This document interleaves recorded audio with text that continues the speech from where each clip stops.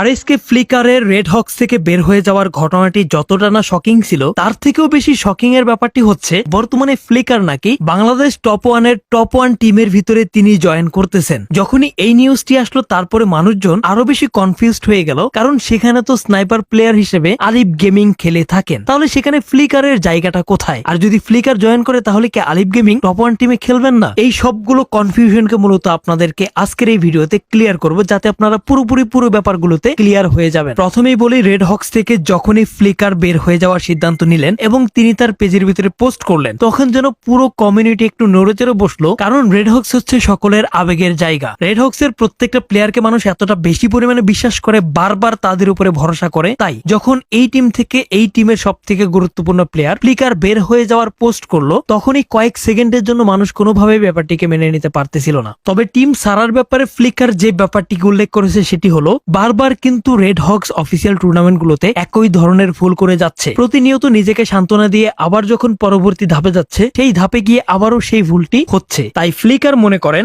একইভাবে একই ভুল বারবার করে যাওয়াটা অর্থহীন, অর্থাৎ তিনি মনে করতেছেন তিনি আরো ভালোভাবে নিজেকে প্রস্তুত করবেন, আরো নতুন ভাবে নিজেকে প্রেজেন্ট করার মাধ্যমে তার যে স্বপ্ন অর্থাৎ ওয়ার্ল্ড কাপকে বাংলাদেশ নিয়ে আসা সেটি তিনি পূরণ করবেন। আপনারা প্রথমত ব্যাপারটি ক্লিয়ার হয়ে গেলেন যে ফ্লিকার নিজের ইচ্ছায় নিজের সিদ্ধান্তের উপরে ভিত্তি করে রেড হক্স ছেড়েছেন। বিষয়টা নিয়ে হয়তো আপনারা অনেকে কনফিউজ থাকতে পারেন। এই ব্যাপারে কিন্তু রেড হক্স এর অফিসিয়াল ফেসবুক পেজের ভিতরেও ফেয়ারওয়েল পোস্ট করা হয়েছিল কেন বললাম, কারণ বর্তমানে আপনারা যদি রেড হক্স এর অফিসিয়াল ফেসবুক পেজে যান তাহলে এই পোস্টটা কিন্তু দেখতে পাবেন না। তাহলে কি রেড হক্স অফিসিয়ালি এই পোস্টটাকে ডিলিট করে দিয়েছে? সেই ব্যাপারে আপনাদেরকে জানিয়ে রাখি, রেড হক্স অবশ্যই ফেয়ারওয়েল জানিয়ে পোস্ট করেছিল, কিন্তু ব্যাপারটাকে কোনোভাবেই অডিয়েন্স মেনে নিতে পারে নাই, যার ফলশ্রুতিতে সেই পোস্টের ভিতরে এত বেশি পরিমাণে রিপোর্ট পড়ে যে ফেসবুক নিজেই সেই পোস্টগুলোকে সরিয়ে নিয়েছে। সো আপনারা অবশ্যই বুঝতেই পারতেছেন ফ্লিকার রেড হক্স এর জন্য, রেড হক্স এর অডিয়েন্সের জন্য কতটা গুরুত্বপূর্ণ যে তাকে নিয়ে করা ফেয়ারওয়েল পোস্ট পর্যন্ত অডিয়েন্স রিপোর্ট করার মাধ্যমে উড়িয়ে দিয়েছে। যখন এই সকল ঘটনাগুলো চলতে থাকে তখনই